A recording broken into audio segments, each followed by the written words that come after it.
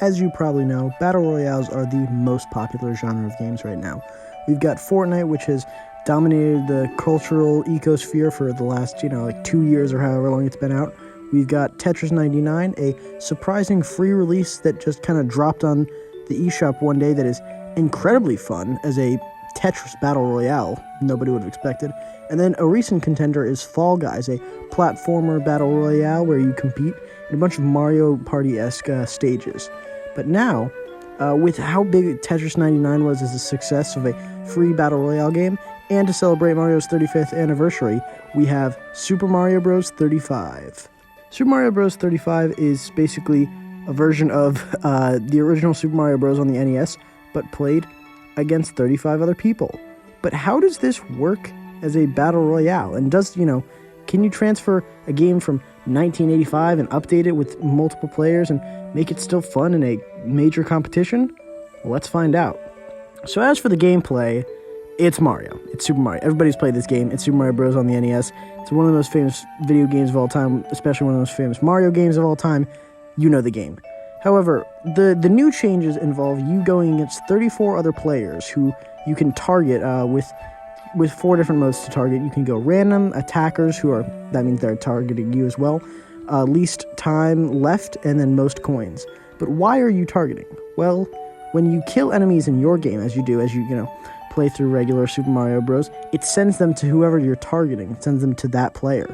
And you're trying to get all the other players out. You're trying to be the last one standing, Hence the type of game a Battle Royale is. That's what you're trying to do. You send the enemies to the other place to try to eliminate the players. And you're always timed through the game. And it starts not like a regular Mario timer at 400, but starts at roughly 40 seconds, I think.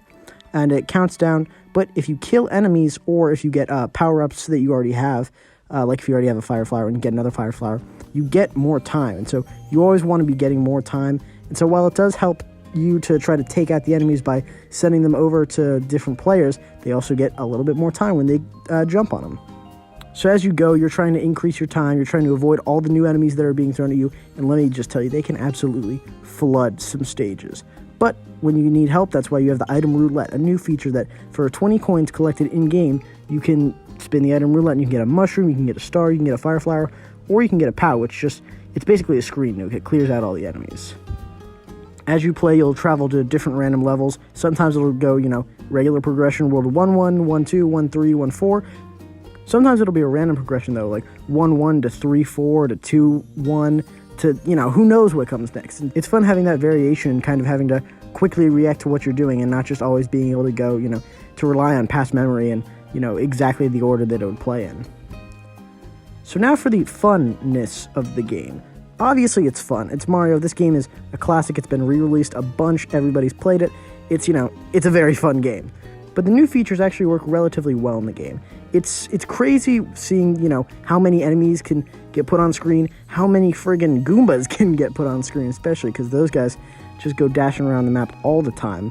But it never feels too disruptive, and sometimes, especially with like piranha plants, they can just kind of appear in places where you can't jump past them without getting injured. So it's a very chaotic factor, but it still feels relatively balanced. And 35 is a pretty standard number of people to go against. I think if you actually did 100 with it, it'd be way too much. There'd be way too many enemies.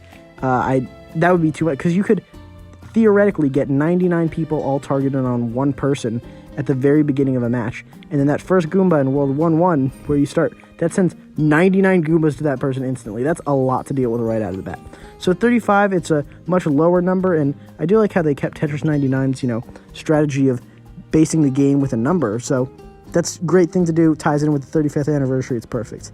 And it is fun to be able to send a bunch of enemies to your opponents, but you have no way of controlling what levels you get and what variation of enemies. So, a lot of times it is just Goombas and Koopa Troopas and sometimes Paratroopas and Piranha Plants. But there's, no consistent way to be able to get, Hammer Brothers or even Bowser. Because, yes, you can send Bowser, and it is crazy. But it would be great if you could, up your level. It's like, because that sends more difficult enemies, but the stages are more difficult, so you have to play through them yourself. So it's that kind of risk versus reward type style. Now, is this a good Battle Royale? Could this be Nintendo's Fortnite? No, I'm just going to be honest. It's fine and it's fun. but it's nothing crazy. There's always a lot of deaths after like the first 2 minutes. It clears out so many people, but after that, you know, you get the people who are just pretty competent, and then it takes a while to get to the last 5 people. And once it gets to the last 5 people, it counts down and starts going faster, but it's really not that hard to be able to, you know, keep your score, keep your time limit really close to 400, which is the max, just by, you know, chaining jumps, because that gives you combos, and getting fire flowers, and just keeping it consistent. There really does need to be something like a game ender, like Fortnite has the storm that closes in. There's no real way it's like the timer a little bit, but it's still pretty easy to keep that time limit up, especially if you're sending enemies, you're constantly getting a new flow in as well.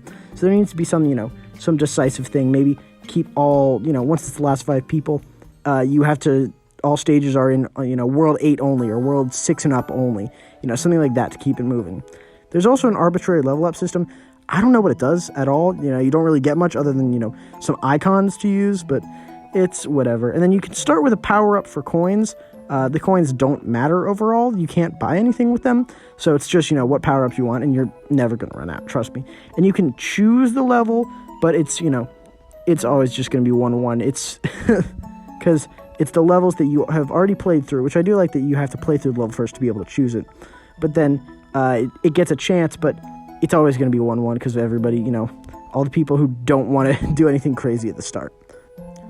Honestly, Super Mario 35 feels like a fun game, and it just feels like a nice little bonus rather than a new big game or something, you know, crazy they're trying to. It's no Tetris 99 to them. They're just throwing it out for a fun little thing. I don't understand why it's limited. I do understand why it's limited only to Nintendo Switch Online. I don't understand why it's limited until March 31st of 2021, just like Super Mario 3D All-Stars. That's such a stupid, arbitrary time limit, and will, you know, cause this to be lost media, and I don't get why they're doing that. It's fun, you know, the player base might die down, but I think you should still leave it open, Nintendo. I mean, there's really no purpose in shutting it down. I don't know. But yeah, it's great. It's not going to be Nintendo's Fortnite. This is not a major, you know, money-making thing like that is with the skins and the battle passes. This is just, you know, just throwing some celebrations for Mario's, you know, first big home console game. If you have a Nintendo Switch Online, I'd say go give it a shot. It's fun, good way to kill a few minutes, and it's not that hard to get, you know, it is a little bit hard to get first place because just, you know, you're having to play the game against someone else who's competent by that point, but it's not very hard to get top 10, and especially not very hard to get top 5 as well. So yeah, thank you for watching. I've got a whole lot of videos coming out this month. I've got a lot planned, so I hope you'll stay tuned. Please subscribe if you want to see that. Please like this video if you enjoyed, and tell me, have you played Super Mario 35? And if you have, what do you think? So thank you, and until next time, goodbye.